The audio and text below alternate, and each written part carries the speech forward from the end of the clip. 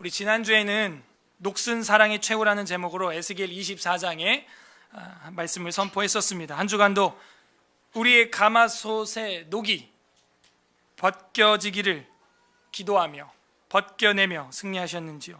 오늘은 추수감사절을 맞아서 대하설교를 잠시 멈추고 하늘에서 내렸던 만나의 실체라는 제목으로 요한복음 6장 특별계시를 선포하고자 합니다. 다 함께 따라하겠습니다. 하늘에서 내렸던 만나의 실체. 하늘에서 내렸던 만나의 실체. 우리는 참 떡을 먹었습니까? 목사님, 제가 떡이야 잘 먹죠. 예. 추운 계절을 맞아서 우리가 밤에 이 동네는 있어요. 아직도 골목에서 들려오는 소리가. 여러분 동네도 아직 있나요? 찹쌀떡, 메밀묵. 그게 제 어렸을 때부터 듣던 소리인데 아직도 있더라고요. 밤에 그 소리를 들으면요 되게 먹고 싶죠. 어린아이들은 더 심하죠. 더 먹고 싶죠. 그렇게 야식을 갈망하는 이상으로 사실은 우리가 떡을 먹어야 됩니다. 배고플 때 짜증내는 것 이상으로 우리는 참 떡을 사랑해야 합니다. 특히 남자분들이 배고프면 짜증 잘 내거든요. 예, 저도 그런 게 있어요. 배가 고프면 짜증을 좀 내는 편이 있고 이렇게 투덜거리는 편이 있습니다. 그래서 자매들이 그 남자들의 배고픔을 잘 달래주지 않으면 화가 있으리로다. 대부분이 이제 배고파서 짜증 난 거예요. 오늘 본문에도 예수 그리스도께서 오병이어 사건을 보여주십니다. 먹여야 되는 거 먹여요. 아무리 배우는 것도 좋지만 배가 골고 배고프면요 짜증 나는 거예요. 이것을 사복음서 전체 기록하고 있다는 것은 굉장히 중요한 사건이라는 겁니다. 마태, 마가, 누가, 요한복음에 다 나와요. 마태복음 몇 장에 나와요? 14장. 그죠? 마가복음 어디 나와요? 6장. 누가복음 어디 나와요? 9장. 요한복음은 그거 모르면 안 되죠. 지금 보고 있는데 6장. 쉽게 외우는 방법 알려드릴게요. 14, 6, 9, 6장이죠? 네, 식사 6그릇 먹었답니다. 따라하세요. 식사 696. 식사 6그릇. 그런 뉘앙스예요. 네. 외우기 참 쉽죠. 먹는 거잖아, 오병이요. 그래서 무엇인가 아주 강하게 하나님이 말씀하고자 하는 메시지가, 교훈이, 진리가 여기 담겨 있다는 거예요. 도대체 먹는 게 뭐길래, 생선이 뭐고 떡이 뭐길래 마태, 마가, 누가, 요한복음뿐만 아니고 이 서신서에도 나오고 말이죠. 도대체 그깟 물고기하고 떡, 그 먹은 게 뭐길래 그렇게 기록을 하고 있냐? 우리는 생각을 해봐야 되는 겁니다. 단지 짠! 내가 이렇게 기적을 베풀었지, 매직 쇼야 완전, 그걸 말하려고 했을까요? 그것이 아닙니다. 예수 그리스도께서 우리의 참떡, 참된 양식을 먹여 주실 수 있는 분이다. 그런 진리를 담고 있는 것이죠. 부디 오늘 말씀을 통해서 오병이어의 참된 의미를 깨닫고 영혼의 참떡을 섭취하는 은혜가 있으시기를 주님의 이름으로 간절히 소망합니다. 또 자면서 듣다가 또 오늘 뭐 떡 준다고? 그러지 마시고, 떡 없어요 오늘. 떡 없고 참된 떡을 먹어야 한다 하는 것입니다. 참된 떡. 그래서 우리가 6장을 보게 되면은 오병이어 사건으로 시작이 됩니다. 요한복음은 원래 전체가 21장까지 있는데 1장부터 12장까지 절반을 잘라서 표적의 책이다라고 이야기를 합니다. 따라하세요. 표적의 책. 표적, 사인, 표적의 책이라는 거예요. 표적의 책. 그리고 그 13장부터 마지막 장까지는 이제 영광의, 뒤에는 히터를 켜주세요. 앞에만 제가 목이 아파서 그런 거니까. 더우면 안 켜도 됩니다. 뒤에는 영광의 책이에요. 따라하세요. 영광의 책.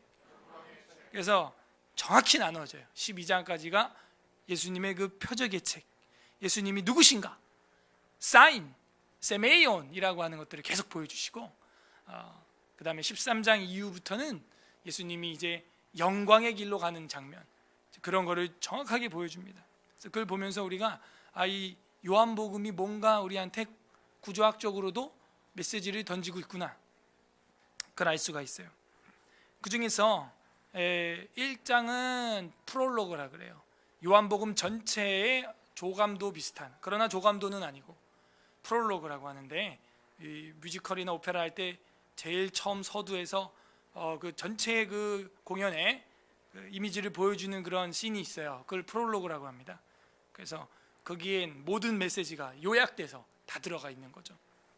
그게 이제 1장이고, 2장, 3장, 4장이 가나에서 일어난 일인데, 예수님께서 가나에서 어떤 표적들을 일으킵니다. 근데 그걸 또 설명을 하면 되게 길어져요. 어쨌든 그 예수님이 누구신가 하는 걸 2장, 3장, 4장에서 표적으로 보여주시고, 그 다음에 5장하고 6장에서 이제 오늘 이 이야기에 딱 걸리는 거예요.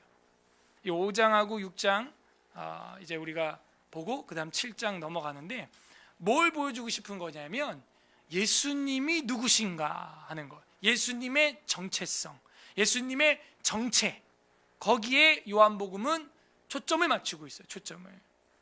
그래서 아주 중요한 흐름 중에 하나가 옛것을 새것으로, 옛것을 새것으로 개혁하고 대체하는 모습을 보여줍니다.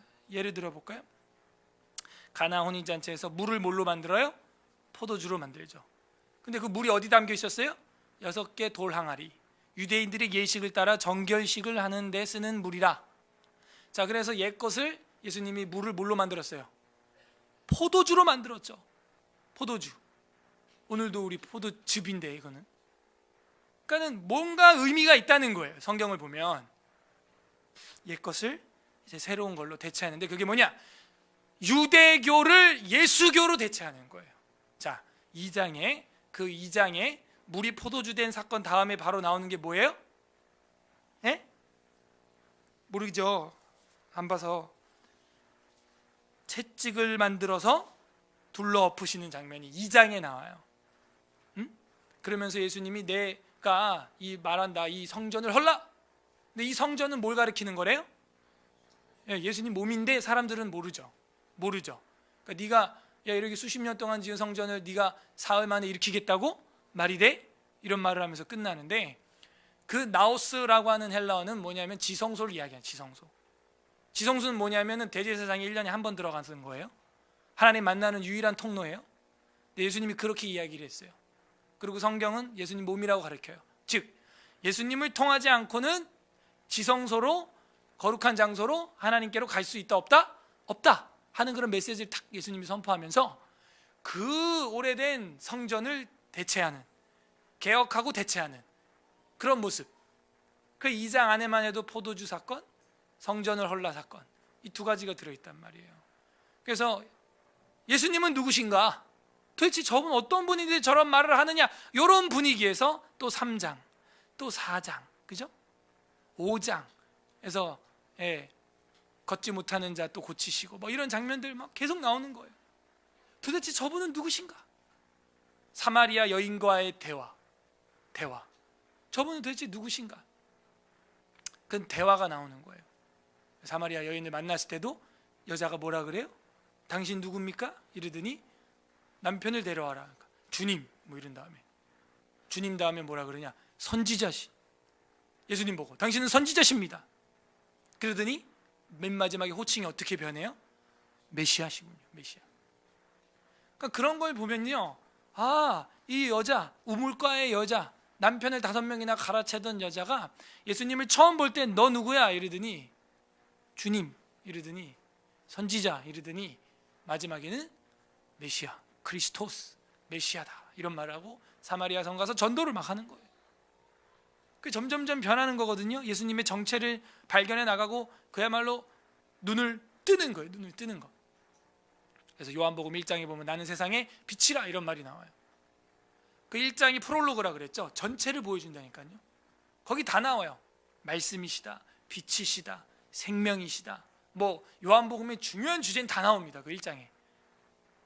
그래서 우리가 지금 1장부터 살펴보지 않고 6장에 딱 들어온다는 것은 사실은 부담이 좀 있어요. 근데 제가 지금 요약을 해드렸어요. 요약을 해드렸습니다. 요약을. 그러는 와중 가운데 안식일 날 병자를 고치시고 나서, 병자를 고치시고 이런 일들을 행하시는 그런 예수님의 모습이 여기 이제 계속 이어지고 있는 거예요. 그래서 유대인 바리새인들하고 싸움이 일어나는 겁니다. 그게 5장의 사건이었어요. 왜 안식일 날 그런 짓을 해서 사람을 이렇게 참 고치고 이렇게 하는 거 좋은 것 같은데 유대인들의 그 상식으로는 이해가 안 되거든요. 왜 안식일 날 저런 일을 할까? 그것도 뭐예요? 옛것을 대체하는 그 예수님의 모습을 보여주고 있는 겁니다. 자, 그렇게 대략적으로 공부를 하고 이제 6장에 탁 들어온 거예요. 그 후에 이렇게 된 겁니다. 그런저런 사건 후에, 그 후에 예수께서 어디예요? 디베랴의 갈릴리 바다 건너편으로 가시매. 디베랴는 티베리우스 왕제의 이름을 딴 그 지역 이름이죠. 디베랴의 갈릴리 바다 건너편으로 가시매. 2절, 큰 무리가 따르니 이는 병자들에게 행하시는 표적을 보았음이로라. 그래서 사람들을 고치는 걸 보고 이제 예수님 막 따라다니는 거예요. 우리도 그런 기적을 보면 뭐 따라갈 수도 있겠죠. 3절, 예수께서 산에 오르사 제자들과 함께 거기 앉으시니. 그 산에서 산상수훈도 하시고 교육도 하시고 설교도 하셨죠. 4절, 마침 유대인의 명절인 무슨 절? 유월절. 거기 밑줄을 탁 치는 거예요. 그러니까 유월절이 뭔지 알아야겠죠. 그러니까 신약이 어려운 이유가 구약을 다 알아야 이해가 되기 때문에 신약이 굉장히 어렵습니다. 그래서 이 유월절에 가까운지라. 여러분 아까 14절까지 교독을 했는데 지금 14절까지 내용 다 파악돼 있어요? 아는 거는 그냥 오병이어 먹었다, 그게 다예요. 그죠? 오병 5개 떡 2어 물고기 2마리 그거 먹었다. 그걸 가지고 5,000명 먹고 12바구니 남았다. 그게 참 아쉬워요. 저는 예수님이 그렇게 행한 거 어려서부터 들어왔죠. 어려서부터 주일학교 때부터 예수님이 그렇게 한 거 들어왔죠. 그래서 그렇게 막 불려줬는데 우리 예수님 이런 능력자다, 이 정도 수준에서 머무르면 오늘 6장에 나오는 그 무리들에 불과한 거예요. 무리들에 불과한 신앙이에요. 이 유월절이 뭐냐? 이 출애굽할 때 어린 양의 피로 문 임방과 설주에 피를 바르고 사망의 천사가 패스 오버 넘어갔다는 거예요. 그 6월 되었다, 2월 되었다. 뭐가? 사망이 2월 됐습니다. 그게 6월절이에요. 그 6월절 날 원래 사람이 죽어야 되고 장자가 죽어야 됐었는데 누가 대신 죽었어요? 어린 양이 대신 죽은 거예요. 그래서 6월절은 누군가 대신 죽음으로 나의 사망이 그림자가 넘어간, 패스당한, 그걸 의미하는 절기고, 이 6월절 다음날 바로 이어지는 절기가 뭐예요? 유대 3대 절기 무교절인 거죠. 그게 딱 떠올라야 돼요. 그래서 그 무교절날 뭐 하는 것이냐? 뭐예요? 무교절날 뭘 먹어요? 무교병을 먹죠. 뭐 그게 생각이 나요. 무교절날 무교병을 먹지. 그게 6월절이랑 연장되는 명절이지, 명절 중에 명절이죠. 그래서 이 무교절날 무교병이라는 것은 이스트를 넣지 않은 퍽퍽하고 텁텁한 빵이에요. 빵. 맛 없어요. 뭐 아무 맛도 없어요. 뭐 짠맛도 단맛도 상큼한 맛도 없습니다. 맛 없는 거예요. 순수한. 그러면은 6월절이 가까운지라 여기서 우리는 이해를 해야 되는 거예요. 오늘 우리가 성찬도 돼야겠지만 이게 6월절 가까이 와서 예수님이 이런 일을 하는 게 무슨 의미입니까? 예수 그리스도께서 무월절에 누룩 없는 무교절에, 6월절 무교절에 누룩 없는 참떡이심을 암시하는 거죠. 암시하는 거예요. 6월절이 가까운지라 그렇게 얘기하잖아요. 가까운지라. 네? 그래서 예수님께서 내가 진짜 무교절에 그 떡처럼 순수한 진짜 떡이다, 그걸 보여주고 있는 겁니다. 5절에 예수께서 눈을 들어 큰 무리가 자기에게 오시는 것을 보고 빌립에게 이르시되 우리가 어디서 떡을 사서 이 사람들에게 먹이겠느냐. 사서 먹일 수는 없다는 거예요. 뭐예요?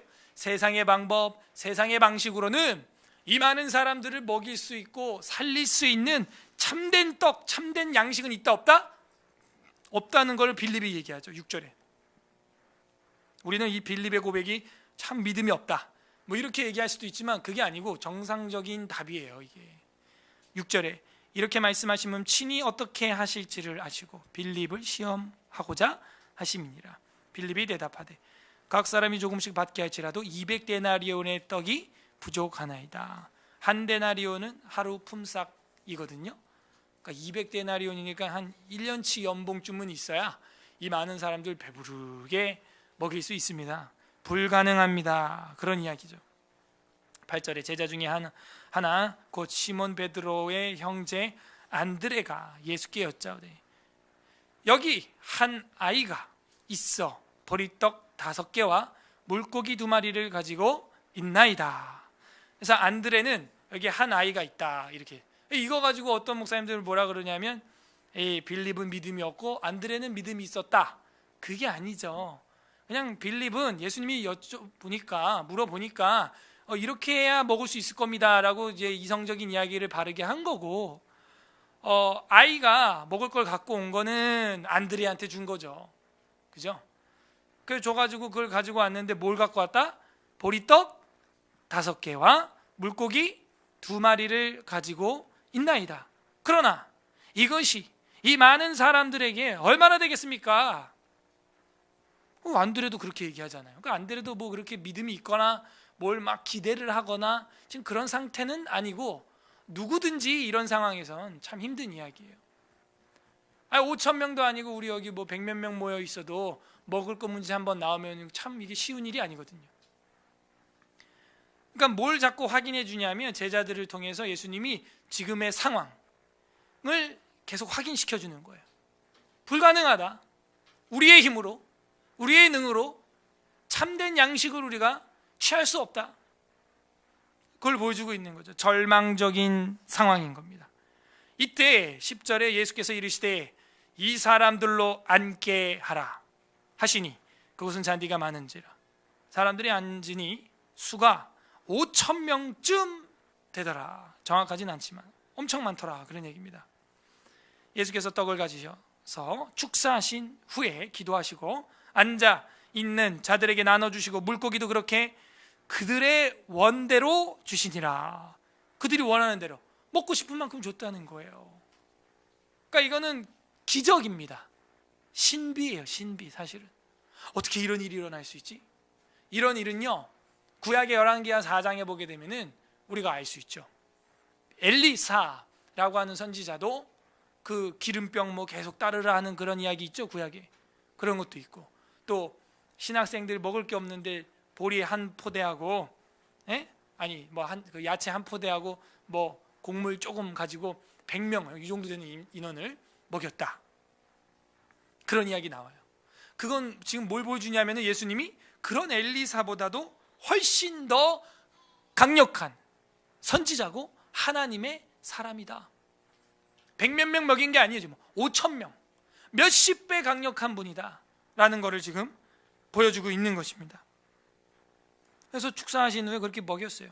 그 다음에 12절에 그들이 배부른 후에 배가 불렀대요. 그러니까 그냥 조금씩 뭐 맛본 정도가 아닌 거예요. 배부른 거예요. 배부른 거. 그러니까 이 신비를 우리가 믿지 않으면은 사실은 영생도 없는 거죠. 여러분 이렇게 오병이어가지고 5,000명이 배부르게 먹었다 하는 거를 믿는 게 쉬워요? 아니면 한 사람이 죽지 않고 영원히 산다 하는 게 믿기 쉬워요? 배부르게 먹었다는 게 믿기 쉬운 거 아니에요. 어떻게 죽지 않고 영원히 산다는 게 믿기 쉽겠어요? 더 어려운 이야기거든요 사실은. 근데 우리는 이게 현실 세계에서 이런 일을 우리가 육신의 눈으로 본 적이 없으니까 더 못 믿죠. 그거를 사실은 영원히 산다, 죽지 않고 사람이, 그게 더 믿기 힘든 거 아니겠어요? 곰곰이 생각해봐요. 물에 빠진 도끼가 물 위로 떠올랐다 하는 게 믿기 쉽겠어요? 죽지 않고 영원히 산다 하는 게 믿기 쉽겠어요? 물에 빠진 도끼가 물에서 올라왔다, 그게 더 믿기 쉬운 거죠 사실은. 어쨌든 이 본문이 우리한테는 신비인데 이게 뭘 보여주느냐? 예수님의 정체성을 보여주고 있다는 거예요. 무에서 유를 창조하시고 유에서 유도 창조하시고 유를 무로 만들기도 하시는 내가 누구다? 창조주다. 배부르게 먹였다 하는 거예요. 그리고 뭐라 그러냐면 제자들에게 이르시되 남은 조각을 거두고 버리는 것이 없게 하라 하심으로 이에 거두어 보니 보리떡 5개로 먹고 남은 조각이 몇 바구니? 12바구니에 찼더라. 이 10이라고 하는 숫자는 완벽함을 보여주죠. 완벽히 먹고 완벽히 남았다는 거예요. 완벽히. 이건 뭘 보여주냐? 5,000명만 먹일 수 있다, 더 먹일 수 있다. 더 먹일 수 있다는 거예요, 예수님이. 여기 50만 명 있었으면 50만 명 먹였을 거예요. 더 먹일 수 있다는 걸 지금 보여주고 있는 겁니다. 그래서 14절에 보면은 그 사람들이 예수께서 행하신 이 표적을 보고 말하되 이는 참으로 세상에 오실 그 선지자라 하더라. 그 선지자가 누구예요? 그 선지자. 이 그 선지자다라고 하는 것은 앞뒤 문맥으로 보면은 모세를 이야기하는 거예요. 사실은 모세가 이제 자신들을 이끌어서 유월절 탈출을 일으키고, 그리고 모세가 광야에 가서 자기들을 먹였죠. 뭘로 먹였어요? 뭘로 먹였어요? 만나로 먹였잖아요. 만나로. 홍해를 갈라줬잖아요. 그러니까 이 예수라는 사람이 이렇게 기적을 베푸는 거 보니까 그 선지자 아니야? 그 선지자. 그런 기대를 갖게 하는 것이죠. 자, 하늘에서 내렸던 만나의 실체, 첫 번째 우리가 정리를 이제 해볼 수 있게 됐어요. 첫 번째는 뭐냐?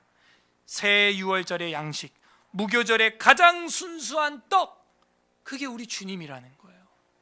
내가 진짜 너희를 사망에서 넘어가게, 너희의 죽음이 지옥이 넘어가게 할 수 있는 새 유월절의 양식, 새 무교절의 양식이다 하는 걸 영적으로 보여주는 거예요.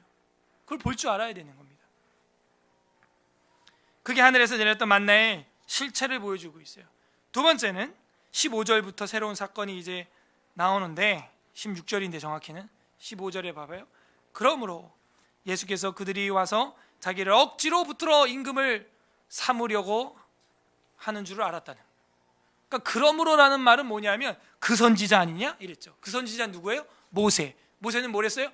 배부르게 먹였어. 그러니까 그 임금으로 삼으려고 한다는 것은 뭐예요?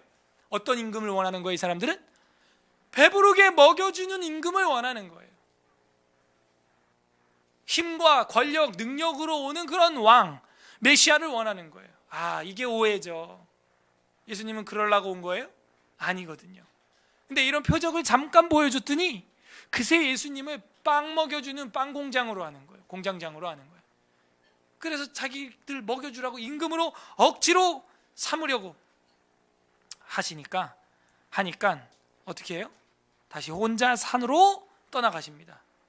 아무리 표적을 보여주도요, 표적을 봤어도요, 그 표적을 믿는 것 같이 보여도요, 그 표적의 진정한 의미, 그게 문제입니다. 저랑 여러분이 똑같이 하나님의 역사를 딱 봐도요, 해석이 다 달라요. 그 역사, 그 표적의 진정한 의미를 알지 못하면 아무리 큰 기적과 표적과 능력과 하나님의 교회의 역사를 봐도 해석이 다른 거예요. 해석이. 그죠? 이 표적은 되게 귀한 거거든요. 사실은 믿을 수 있는 찬스를 탁 던져주는 건데 그거를 다르게 해석해버린 거예요. 그러면 그 귀한 표적이 변질되는 것이죠. 변질. 표적이 중요합니다. 그런데 문제는 뭐냐? 그 표적을 내가 어떻게 해석하느냐. 그게 정말 더 중요해요. 예수님의 정체성에 초점이 있다 그랬죠. 그 표적을 보여줬어요. 오병이어 사건 보여줬어요. 그럼 여기서 해석을 잘해야 되는데 유대 공동체가 어떻게 해석한 거예요? 억지로 임금으로 삼아서 그 선지자, 우리를 광야에서 말이야 만나를 먹여줬던, 우리 배부르게 먹여줬던, 일 안 하고 농사 안 줘도 말이야 먹고 사는데 문제 없었던 그 선지자 아니냐, 그런 개념으로 메시아를 기다렸다는 걸 우리는 여기서 확인할 수 있어요. 우리는 왜 신앙생활 합니까? 그 떡 좀 먹어보려고? 좋은 위치에 올라가서 좀 한가닥 해보려고? 좀 대박을 터뜨려서 번창해서 떵떵거리고 살아보려고? 틀려 먹은 거예요. 벌써 예수 믿는 게. 그러니까 그렇게 표적을 보고 나 믿음이 있다고 하면서도 해석이 다른 거예요. 내가 왜 예수를 믿느냐? 내가 왜 예수님을 따라가느냐? 해석이 달라버린 거예요. 같은 무리에 있는데 어떤 이는 제자로 남고 어떤 이는 그냥 무리로 끝나는 거예요. 우리는 왜 예수님을 나의 임금으로 삼으려고 하는 거예요? 떡 좀 먹어보려고? 아니죠. 떡도 종류가 있다니까요. 그걸 우리는 이해를 해야 돼요. 단지 우리 위장을 위한 떡이 아니라니까요. 예수님이 그걸 깨우쳐 주려고 이제 시작하는데 여기서 보통 설교를 마치죠. 15절에서. 그죠? 오병이어 사건은 여기까지 읽으면요 늘 거기서 끝나는 거예요. 떡을 먹었다, 기적이 일어났다, 뿅. 우리 예수님은 이런 능력자, 우리도 그 능력자 믿으면 돼, 뿅. 그게 아니에요. 이 오병이어 사건을 마태, 마가, 누가, 요한복음 다 기록하는 이유는 이 긴 6장을 다 읽어봐야 됩니다. 71절까지 있거든요. 그걸 보아야 결론이 나와요. 사실은 빠르게 볼 거예요. 16절에 이런 사건이 갑자기 나오죠. 저물매 제자들이 바다에 내려가서 배를 타고 바다를 건너 가버나움으로 가는데 이미 어두웠고, 이제 어두웠다는 얘기는 공포를 이야기하는 거예요. 바다에서 어두우면요 정말 무섭습니다. 바다인지 땅인지 보이지도 않아요. 그죠? 그 공포 속에 빠져버렸어요. 예수님은 아직 그들에게 오지 아니할 때입니다. 게다가 18절, 큰 바람이 불어서 파도까지 일어나면 그 시커먼 바다 앞에서 얼마나 생명의 위협을 느끼겠어요. 공포 그 자체, 공포 그 자체. 지진이 우리가 그렇게 난 것도 막 힘들어하고요, 뭐 무서워하는데 바다 위에 그런 파도가 흉흉하면 그 지진이랑 비할 바겠어요. 토하죠, 토해. 19절, 제자들이 노를 지어 저 10여리쯤 가다가 예수께서 바다 위로 걸어서 배까지 가까이 오심을 보고 두려워하거늘, 사람들이 그 유령인 줄 아는 거예요. 이르시되 내니 두려워하지 말라 하신대. 왜 이런 말을 해요? 두려워하니까. 여러분 시커먼 바다에 막 폭풍 붙이는데 막 저기서 흰 옷 입고 어떤 분이 막 이렇게 뭔가 슝슝슝슝슝 와봐. 어우 완전 소름 돋죠. 그러니까 두려워하지 말라 하는 거예요. 두려워하니까. 21절에 이에 기뻐서 배로 영접하니 배는 곧 그들이 가려던 땅에 이르렀더라. 갑자기 이런 에피소드가 짧게 나오고 이튿날 이러고 끝나요. 그냥 이게 무슨 얘기지? 왜 이 이야기가 여기 딱 들어가 있지? 이튿날 이러고 넘어가요. 22절에 이튿날 하면서 무슨 이야기가 나온단 말이에요. 근데 이 뒤에 이야기가 뭐냐면은 또 떡에 대한 이야기를 합니다. 예수님이 그 사이에 있는 거예요. 봐봐요. 오병이어 떡에 대한 이야기가 나왔어요. 그리고 이 뒤에 또 떡에 대한 이야기가 나오면서 그 사이에 바다 위를 걸어갔다, 이런 얘기가 나와요. 그러니까 이 흐름을 우리가 그냥 막 끊어버리면 안 돼요. 이거 그냥 막 되는 대로 편집해서 막 집어넣어가지고 지금 까는 신약이 어려워요. 신약이 어려워요. 이게 그냥 막 쪼가리 난 파피루스 그냥 막 갖다 붙인 것 같아. 그러니까 자유주의 학자들, 많은 학자들이 이거 뭐 흐름이 없다, 문장의 흐름이 그냥 지 멋대로요. 그냥 오병이어 했다가 바다 위를 걸었다가 또 뭐 떡 얘기했다가 뭐 무슨 일맥이 흐르질 않는다. 근데 제가 볼 땐 전혀 그렇지 않아요. 너무나 정확하게 흘러가고 있어요. 오병이어 떡에 대한 이야기 나오고, 그 다음 저 끝에 뒤에 또 떡에 대한 이야기가 나오는데, 그 사이에 지금 가버나움에 가다가 폭풍을 만나 생명의 위협을 만난 제자들에게 예수님이 나타나서 기쁨으로 다가왔다는 거예요. 기쁨으로. 여러분 6월절이 가까운지라 라고 아까 4절에 그랬죠. 그래서 하늘에서 내렸던 만나의 실체, 첫 번째 뭐라 그랬어요? 새 6월절의 양식이라 그랬죠. 그 양식을 먹은 히브리 노예들이 출애굽을 한 다음 어디를 건너갔어요? 홍해를 건너갔습니까? 맞아요? 홍해는 어떻게 건너갔죠? 홍해물이 어떻게 됐어요? 갈라졌나요? 반대로 말하면 뭐예요? 안 갈라지면 가요, 못 가요? 그죠? 그 홍해가 엄청난 기적인 것 같아도요, 이 문제가 하나 있어요. 이 기적에 물이 안 갈라지면 못 간다는 거예요. 물이 안 갈라지면 못 가. 그런데 우리 주 예수 그리스도께서는 어떤 분이냐? 관계없어. 물이 갈라지든 안 갈라지든 상관없어. 그 물을 밟고 가면서 폭풍과 태풍과 큰 바람이 불어서 파도가 일러도 잠잠해. 그러니까는 그 홍해 사건하고는 게임이 안 되는 거예요. 그거는 갈라져야 건너갈 수 있는데, 예수님은 어떤 분이냐? 안 갈라져도 밟고 가버려요. 폭풍이 일러도 짓밟고 가버리는 거예요.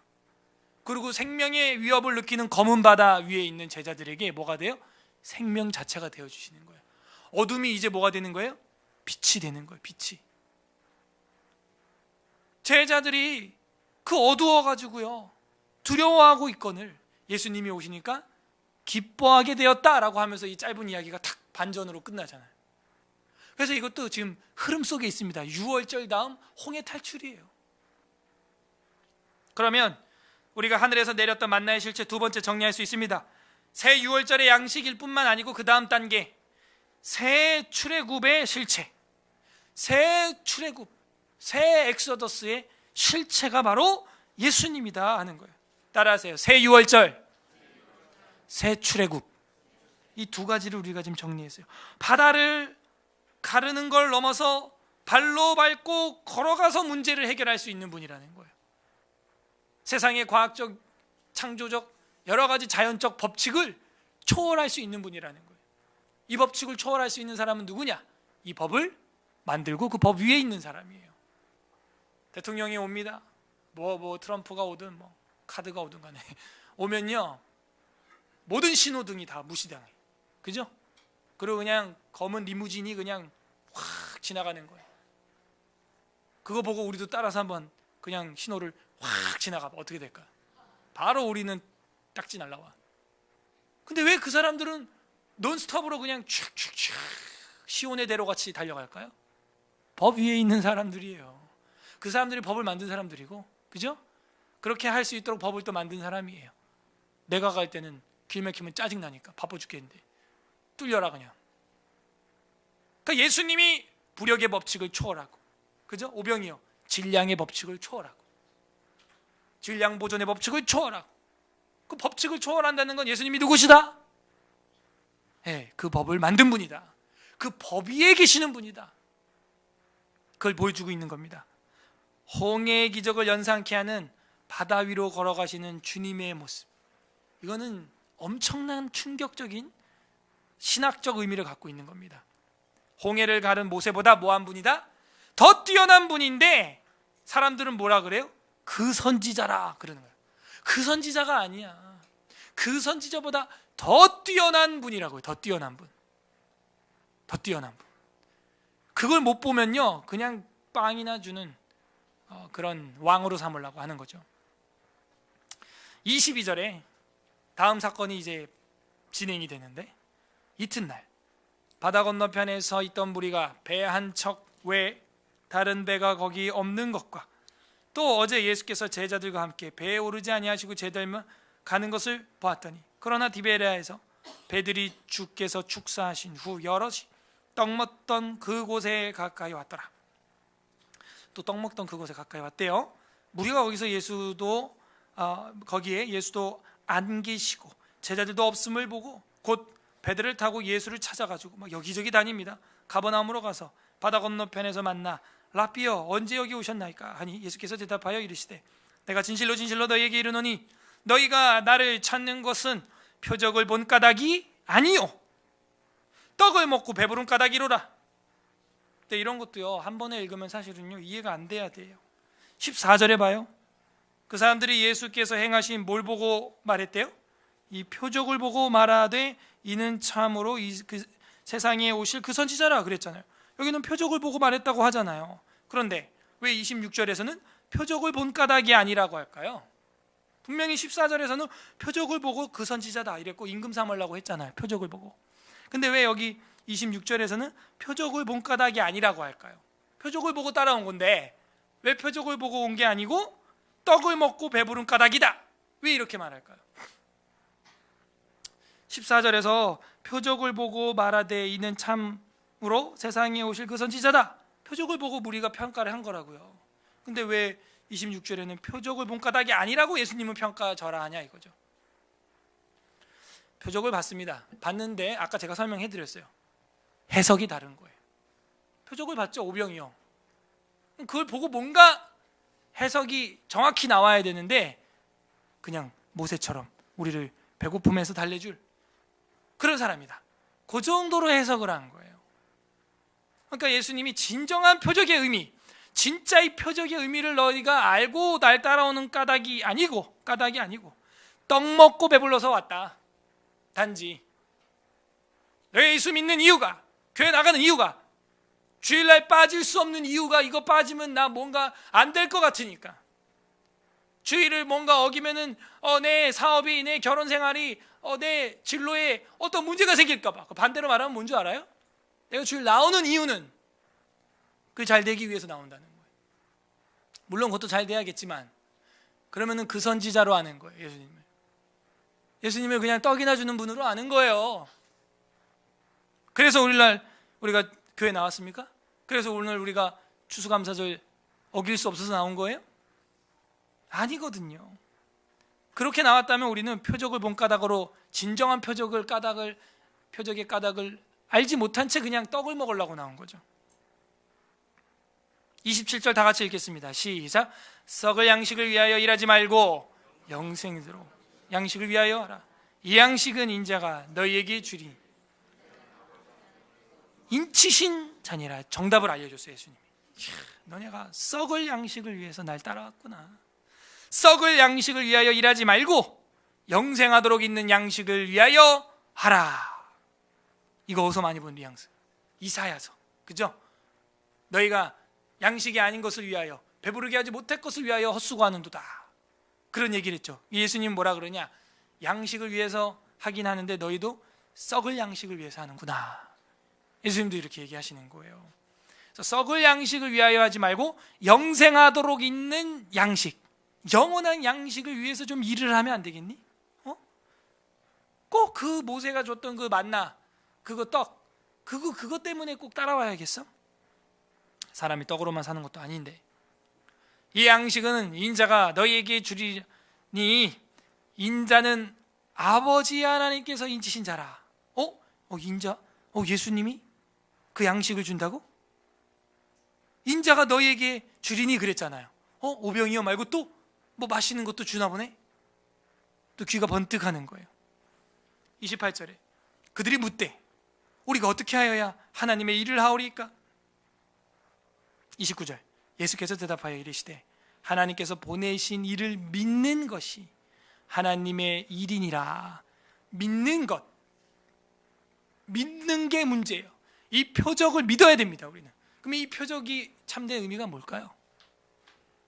예수님이 우리 육신의 떡을 해결할 뿐이다? 그걸 뛰어넘어서 그 표적을 믿어야죠. 내 영혼이 배고플 때, 굶어 죽어가는 내 육신보다 내 영혼이 굶어 죽어갈 때, 참된 양식을 먹지 못하고 죽어갈 때 진정한 양식이 되시는 분, 그 산 떡으로 오신 분, 그분이 예수님이구나를 믿어야 한다는 거예요. 예수님이 우리의 그런 영혼의 참된 떡임을 믿습니다. 우린 그걸 믿어야 돼요. 단지 우리 빵을 채워주는 분, 우리 자식 새끼들 먹여 살리는 분, 그 정도로 이해한다면 5,000명의 무리와 다를 바가 없어요. 30절에 그들이 묻되 그러면 우리가 보고 당신을 믿도록 행하시는 표적이 무엇이니까? 이거 봐요. 표적이 무엇이니까 이러고 있네. 또 여태 표적을 보여줬고 아까 14절에서 표적을 보고 말했다라고 이야기를 했는데, 그러니까 제대로 보고 해석한 게 맞았다 틀렸다? 틀렸다는 거예요. 여기 봐봐요. 30절에 표적이 무엇이니까 하고 물어보잖아요. 물어본다는 이유는 뭐냐면 그동안 표적을 그냥 자기들의 그 육신의 빵의 문제로만 다가갔다는 거예요. 여태 표적을 보여줬는데 이제 와가지고 믿도록 행하시는 표적이 무엇이니까 이러고 있는 거예요. 물이 포도주로 변하게 했고 평생 안진뱅이였던 그 사람을 살려주고 일으켜주고 고쳐주고 기적을 그렇게 베푸는데도 또 표적이 무엇이니까 이러고 있는 거예요. 진정한 표적을 못 만난 거예요. 지금도 교회 다니는 분들 중에 이럴 수 있어요. 하나님 살아있으면 이거 이렇게 좀 해주세요. 여태 보고도 못 본 거예요. 여태 하나님을 과거에 체험을 해봤음에도 여전히 빵이나 먹고 물이나 마셨으니까 따라온 거지, 진정한 내 영혼의 구세주로 내 지옥의 문제를 해결해 준 메시아 하나님으로는 믿지 않은 것입니다. 그런 사람들이 대표적으로 하는 질문이 이런 거예요. 하나님, 표적이 무엇이니까 또 나를 어떻게 인도해 주실 건데요? 여태껏 인도해 줬잖아. 2017년 추수감사절 한 해를 돌아봐라. 한 해를 여태껏 인도해 줬잖아. 그거 말고 표적이 무엇이니까? 이루고 있는 거예요. 표적이 무엇이니까? 하시는 일이 무엇이니까? 여태 보여줬는데 질문이 고작 표적이 뭐냐? 하는 일이 뭐냐? 이거예요. 31절에 기록된 바 하늘에서 그들에게 떡을 주어 먹게 하였다 함과 같이 우리 조상들은 광야에서 만나를 먹었나이다. 거봐, 이게 지금 예수님이 한 얘기가 아니거든요. 이거는 지금 백성들이 하는 얘기예요. 하늘에서 그들에게 떡을 주어 먹게 하였다 함과 같이 우리 조상들은 뭘 먹었다? 광야에서 만나를 먹었습니다. 근데 우리는 이루고 있는 거죠. 그 입에 넣는 거 좀 더 달라 이거예요. 지금 그거 좀 보여달라 이거예요. 또 보여달라 표적을. 그러니 진정한 표적을 눈으로 보지 못한 것이죠. 육신의 만나만 찾고 있는 거예요. 이 만나라고 하는 것은 What is it? 이라는 뜻입니다. 이게 뭐지? 와, 이런 신비로운 음식이 구약에 그렇게 해서 먹었거든요. 이제 반대예요. 얘네들의 신앙이 what is, 뭐예요? 얘네들 신앙이 도대체 그 신앙이 뭔 겁니까? 도대체 그게 뭐야? 그래서 이게 이들의 신앙인 거예요. 32절에 예수께서 이르시되 내가 진실로 진실로 너희에게 이르노니 모세가 너희에게 하늘로부터 떡을 준 것이 아니야. 그러니까 그 선지자는 모세가 맞다니까요. 14절에 이가 그 선지자, 오실 그 선지자 아니냐? 우리 배고픔에서 달래줄 그 선지자 아니야? 야, 이제 우리 먹고 살고 다윗의 왕가를 다시 일으켜서 로마를 뒤집어 엎고 온 세상을 호령할 거다. 정상이 아니에요. 모세가 너희에게 하늘로부터 떡을 준 것이 아니야 라고 예수님이 말했어요. 내 아버지께서 너희에게 하늘로부터 참떡 밑줄 빡 별표 5만 개 너희에게 하늘로부터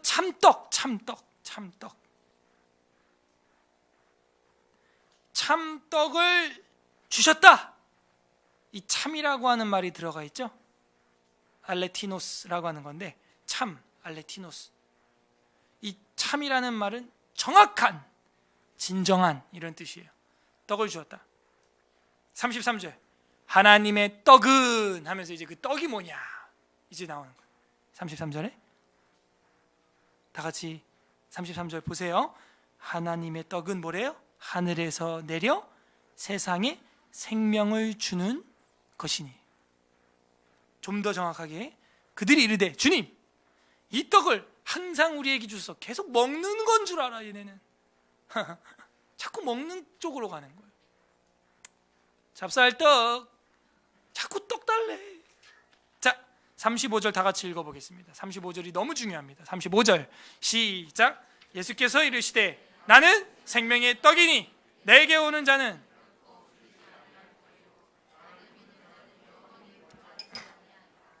이 얘기다 알겠니? 내가 오병이어를 일으키고 무리를 걸어간 이 새 유월절, 새 출애굽, 새 홍해 사건, 내가 이걸 보여준 이유가 너네 지금 배고픈 위장 그 달래주려고 하는 게 아니고, 가난한 자는 늘 있을 거야. 내가 그걸 달래려고 하는 게 아니고, 물론 잠시 달래줄 수도 있어. 내가 그게 아니고 내가 생명의 떡이다 이 얘기다. 눈치 좀 채라. 이게 표적이야. 이게 표적의 진정한 해석이라고. 왜 자꾸 교회 다니면서 뭣도 해주시고 뭣도 되게 해주시고 터트려 주시고 대박나, 그게 아니고 나 만났으면 된 거야. 여러분 그 생명의 떡 다 드시길 바랍니다. 오늘 그 떡 나눠준다고 모두에 제가 아까 설명을 한 거예요. 네, 그 떡을 드시라고. 떡을. 물론 오늘 뭐 추수감사절이라 뭐 풍성하겠지만 그거 입에 들어가는 그 위장을 달래주는 그거 말고 내 영혼을 달래주는, 나는 생명의 떡이니 내게 오는 자는 결코 줄이지 아니할 터이요. 그 다음 안 하던 이야기를 합니다. 나를 믿는 자는 영원히 배고프지가 아니라 목마르지 아니하리라. 이래. 목마르지. 그러면서 오병이어 사건과 무리를 걸은 사건, 이 두 가지를 성찬으로 승화시키고 있어요 지금 예수님이. 그죠? 배고픔과 목마름으로 지금 탁 하는데, 오병이어의 사건과 무리를 걸은 사건, 구약으로 말하면은 만나의 사건과 홍해의 사건, 이런 것들이 다 예수님의 생명의 떡, 그거에 대한 그림자였고 예수님이 실체이었다, 실체이다 하는 걸 보여주고 있습니다. 하늘에서 내리셨던 만나의 실체, 세 번째는 새만나의 사건이었다 하는 거예요. 따라하세요. 새만나. 너희 조상들은 그 떡을 먹고도 죽었거니와 내가 주는 떡은 죽지 않는다. 그 얘기가 이제 뒤에 나오네요. 36절, 그러나 내가 너희에게 이르기를 너희는 나를 보고도 믿지 아니하는도다 하였느니라. 그 표적을 보고 많이 따라왔지만 진정한 그 표적의 해석을 했다 못했다? 못했고, 믿었다 안 믿었다? 믿지 않았다, 이 얘기입니다. 교회 안의 비극은 여기서 이제 일어나는 거예요. 신앙을 가지고 성삼위일체 전능하신 주 하나님과 구원의 주 하나님을 바라보면서도 믿지도 않은 채 그냥 그 뿅 하는 그 마술 같은 그런 것만 따라가기 위해서 우리가 신앙생활을 하고 있다면 진정한 새만나에 동참하지는 못하고 있어요. 그냥 만나. 그거는 그냥 먹는 만나예요. 새만나가 아니에요. 자, 요한복음의 전체적인 흐름 중에 가장 중요한 건 제가 뭐라 그랬어요? 그죠? 개혁과 대체라 그랬죠. 여전히 물동이에 물로 씻으려고 하는 거예요. 가나 혼인잔치. 아니, 이제 포도주로 피로 씻어야 되는 거예요.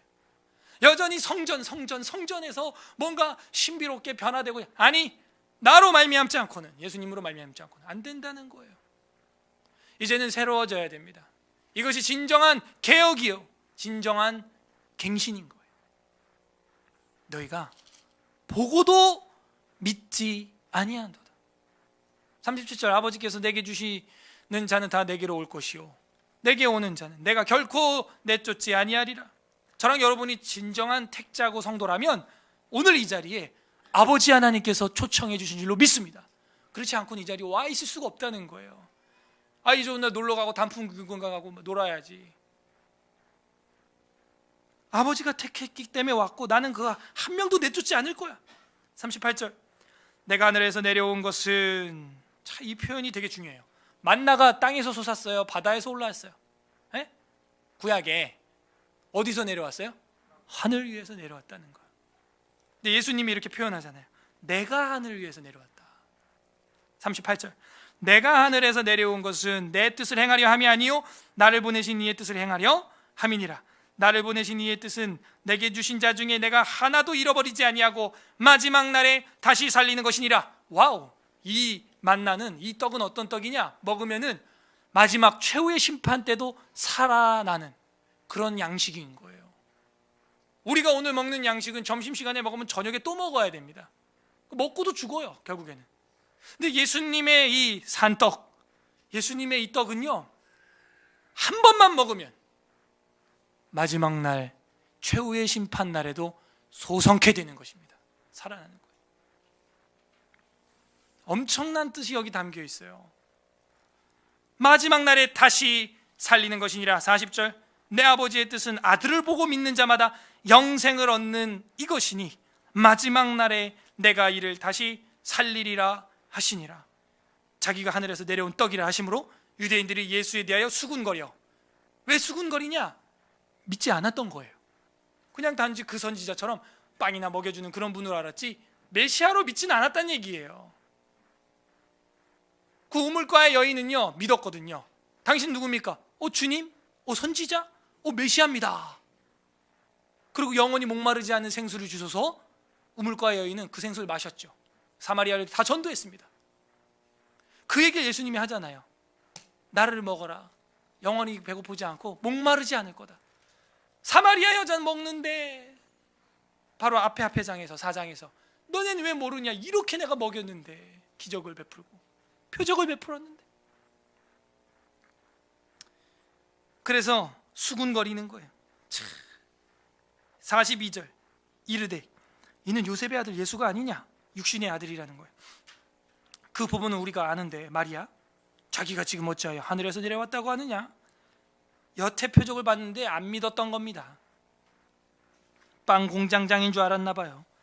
예수께서 대답하여 이르시되 너희는 서로 수군거리지 말라. 다 알아, 예수님이 이런 거. 나를 보내신 아버지께서 이끌지 아니하시면 아무도 내게 올 수 없으니 오는 그를 내가 마지막 날에 살릴 거야. 벌써 마지막 날 3번이나 나왔어요. 마지막 날. 내가 한 번 들어가면 너희 안에서 끝까지 가는 영생의 양식이야. 마지막 날까지 가는. 그걸 못 믿겠어? 못 믿겠으면 오병이어를 기억해봐. 무리를 걸은 걸 기억해봐. 그래도 못 믿겠어? 그러면 그 표적을 해석을 잘못한 거지, 너희가. 그 얘기예요, 예수님이 하는 얘기가. 45절, 선지자의 글에 그들이 다 하나님의 가르침을 받으리라 기록되었은즉 아버지께 듣고 배운 사람마다 내게로 오느니라. 이는 아버지를 본 자가 있다는 것이 아니니라. 오직 하나님에게서 온 자만 아버지를 보았느니라. 진실로 진실로 너희에게 이르노니 믿는 자는 영생을 가졌나니. 48절 외우기도 쉬워. 너무 짧아. 다 같이 읽겠습니다. 48절 시작. 내가 곧 생명의, 여기서 그냥 클라이맥스인 거예요. 내가 그 생명의 떡이다, 이렇게 딱 선포를 하는 거예요. 유대인들은 모세하면 껌뻑 넘어가요. 그리고 모세와 함께 광야에서 반석을 쳐서 물을 마시고 하늘의 만나로 먹고 살았던 것, 이것만 상상하면 그런 메시아가 올 걸로만 기대가 될 수밖에 없어요. 그런 기대감을 가지고 있는 유대 공동체에게 그런 떡공장장 같은 임금이 나야라고 말하지 않고 예수님은 신앙적으로 다가가서 이야기하는 거예요. 마지막 날 너희를 살릴게 나고 내가 곧 생명의 떡이니라. 내가 생명의 떡이니라. 이 떡을 먹어야 한다는 거예요. 그러면서 이제 결론으로 본격적으로 갑니다. 49절에 너희 조상들은 광야에서 만나를 먹었어도 죽었던 거 아니냐. 또 그 만나를 달라 그러면 어떻게 나한테. 오병이어 한번 먹어봤으면 됐지. 난 그 이상이라고. 만나를 먹었어도 죽었거냐. 이는 하늘에서 내려온 떡이니 사람으로 하여금 먹고 죽지 아니하게 하는 것이니라. 오병이어 기억해봐. 성경에 보면요 7병이어도 있어요. 다른 표적이. 그러니까 한 번 이상 보여줬다고 저는 믿습니다. 성경에 2번 나와 있으니까. 오병이어 사건도 있고 또 몇 병이어도 있다고요? 7병이어도 있어요. 기억나세요? 네, 성경 열심히 보십시오. 나옵니다. 그러니까 한두 번 했던 것도 아니에요, 예수님이. 그래서 내가 너희한테 이렇게 떡을 이렇게 계속 줬는데 잘 생각해봐라. 먹고도 죽지 않았냐 사람들이. 그거 먹으란 얘기가 아니다 지금. 50절 이는 하늘에서 내려온 떡이니 사람으로 하여금 먹고 죽지 아니하게 하는 것이니라. 51절 다 같이 읽어보겠습니다. 시작. 나는 하늘에서 내려온 살아있는 떡이니 사람이 이 떡을 먹으면 영생하리라. 내가 줄 떡은 곧 세상의 생명을 위한 내 살인 거야. 이게 빵 고기 이거 아니라고 지금. 아직도 못 믿겠어? 5병이요 7병이요 생각해봐. 몇 바구니 남았니? 12바구니. 그게 무슨 의미인지 모르겠어? 내가 5,000명만 먹일 수 있는 게 아니라고. 그런 표적으로 한다면 200만 명도 광야에서 먹일 수 있었어. 그죠? 장정만 60만 명이 넘었다고요. 60만 명. 그 40년을 이끌어갔어요. 그러니까 5,000명이 지금 문제야? 12바구니가 남아돌아 지금. 그러니까 지금 그런 거 그만하자고. 홍해가 아니라 내가 그냥 물을 밟아버릴게. 내 안 갈라줘도 건너가는 걸 보여줄게. 그냥 아주 쇼킹하게. 됐잖아. 이제 뭐가 너희들의 진정한 양식이요 음료가 되겠느냐? 나야 나. 그걸 지금 보여주고 있는 겁니다, 예수님이. 하늘에서 내렸던 만나의 실체는 새 만나를 이제 먹어야 될 때가 됐다. 대체와 개혁과 대체 시대가 된 거야. 물이 포도주가 됐잖아. 새 포도주는 새 부대에 넣어야지. 이제 구약을 그렇게 공부했으면 이제 그 메시아를 믿어야지. 그 얘기예요. 그리고 이제 본격적인 성찬 이야기를 합니다. 52절 그러므로 유대인들이 서로 다투어 이르되 이 사람이 어찌 능히 자기 살을 우리에게 주어 먹게 하겠느냐. 예수께서 이르시되 내가 진실로 진실로 너희에게 이르노니 인자의 살을 먹지 아니하고 인자의 피를 마시지 아니하면 너희 속에 생명이 없느니라. 내 살을 먹고 내 피를 마시는 자는 영생을 가졌고 마지막 날에 내가 그를 다시 살릴 것이다. 다시 또 마지막 날 살린다네, 영생으로. 자, 이거 어떻게 먹느냐? 먹는 방법이 있어요. 아까 전에 계속해서 예수님이 지적하셨죠. 35절 36절에 뭐예요? 너희가 뭐하지 아니하였다? 믿지 아니하였다. 믿지 아니하였다. 그건 뭐예요? 받아들이지 않았다는, 속 안에 집어넣지 않았다는 거예요. 위장이 아니고요, 내 심장에, 위장이 아니고 heart, 내 심장에 집어넣지 않았다는 거예요. 믿지 않았다는 거예요. 지금 사람이 위장은 없어도요 살아요. 심장 없으면 죽습니다. 믿지 않았다는 거예요. 믿지 않았다는 거예요. 그래서 이거를 이제는 너희가 영생을 가져야 되고 내 피와 살을 먹으라는 얘기는 믿어라, 이 얘기예요. 믿어라.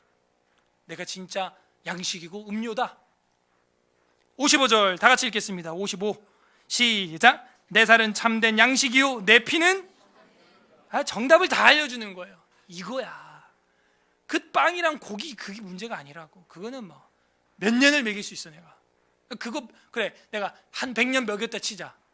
그래갖고 구원할 수가 없어. 너희를 내 살과 피를 찢어 쏟아야, 피를 찢어 쏟아야 구원이 이루어진단다. 십자가 사건이지. 십자가. 이제 그만하고 이제 그 십자가 사건으로 가야지. 언제까지 그 입이 들어가는 거. 그 엘리사도 했고 모세도 했고 뭐 나도 했잖아. 지금 이 얘기죠. 예수님이 참된 양식이요 내 피가 이제 진짜 음료수다.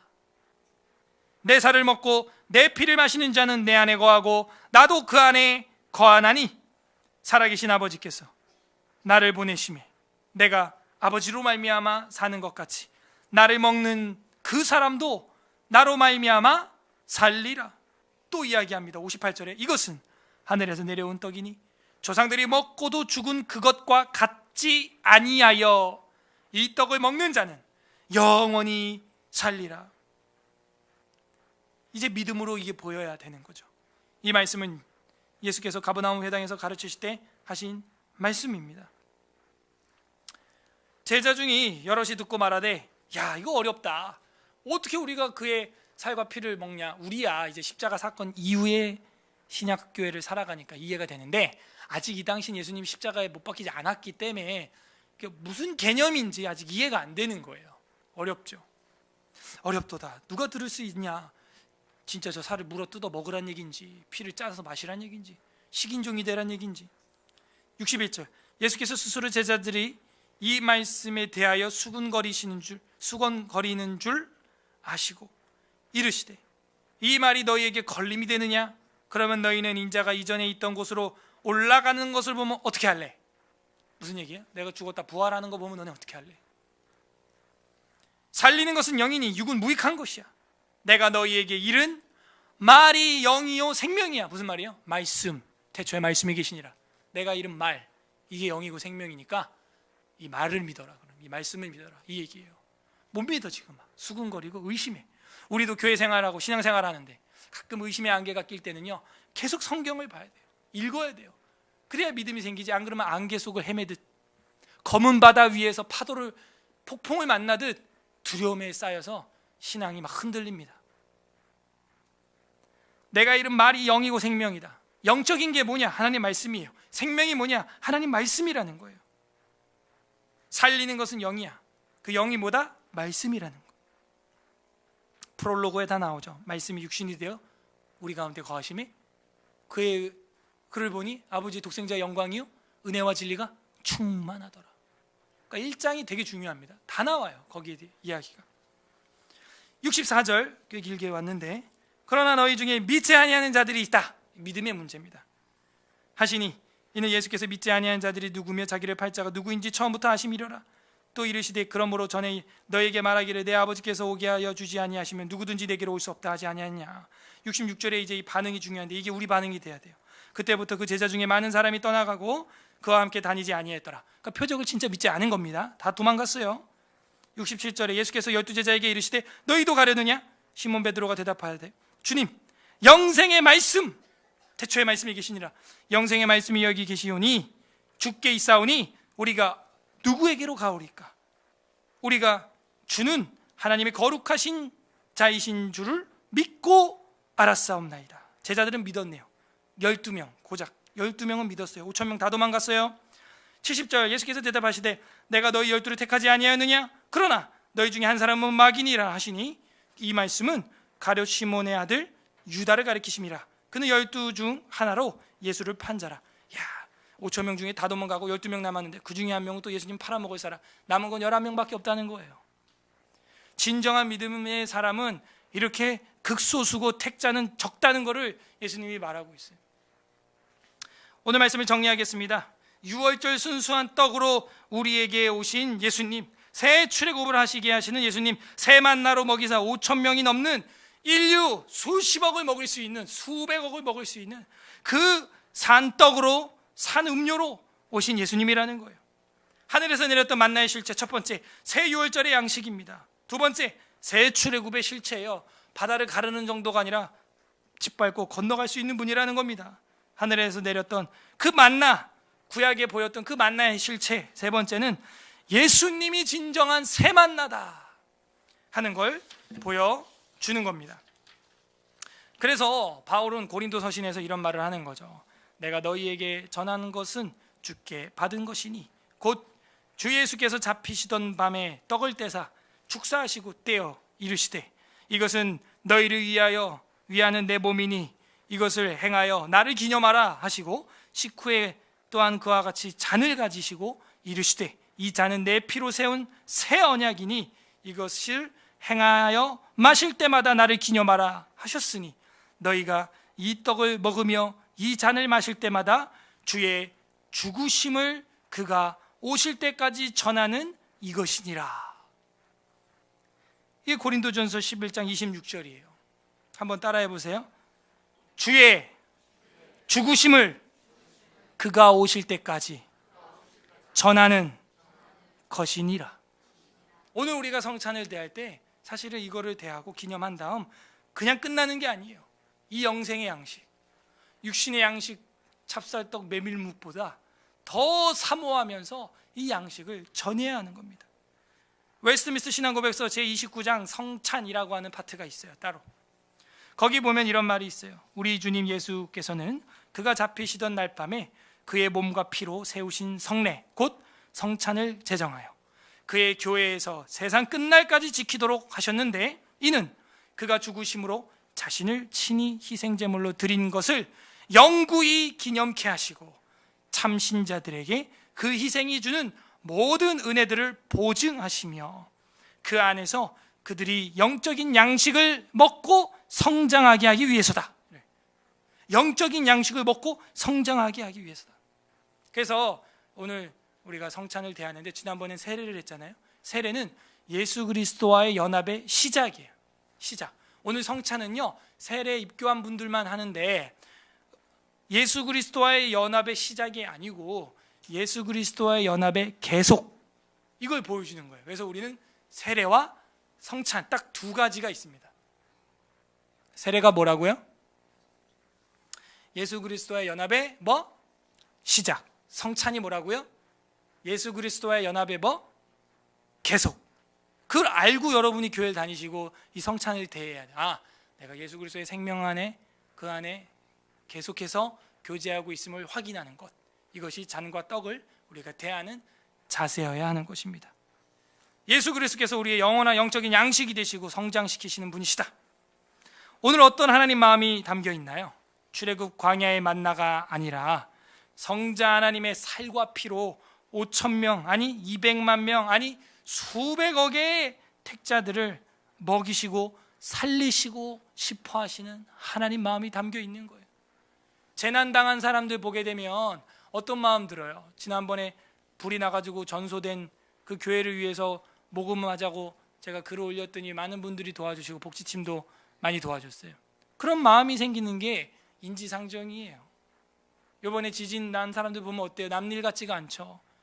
마음이 아픈 거예요. 또 기독교 대학교가 다 부서졌어. 또 한동대학교가. 참, 그 많은 학교 중에 기독교 대학교가, 포항공대는 멀쩡하답니다. 한동대, 하나님 믿는 학교 다 박살나서 지금 벌써 종강해야 될 지경이래요. 어떻게 된 거예요? 그런 거 보면 마음이 아프잖아요. 그거 이상으로 영적인 붕괴, 영적인 배고픔을 보면 안타까워하고 저거 도와줘야 될 텐데, 우리가 모아야 될 텐데, 힘을 모아야 될 텐데. 그게 뭘로 나타난다고요? 주의 죽으심을 그가 오실 때까지 전하는 그 복음 전도에서 나타난다는 거예요. 적용을 해보겠습니다. 살리는 것은 영이니 육은 무익하니라. 예수님이 이른 말, 이것이 영생의 말씀이라고 그랬습니다. 이 맛있는 떡을 먹었습니까? 적용을 해보세요. 이제는 나만 먹고 그 연속을 기념하는 것이 아니라 그리스도의 교제의 그 연합의 계속을 우리끼리만 기념하는 게 아니라 이 떡을 좀 떼어서 나눠줘야죠.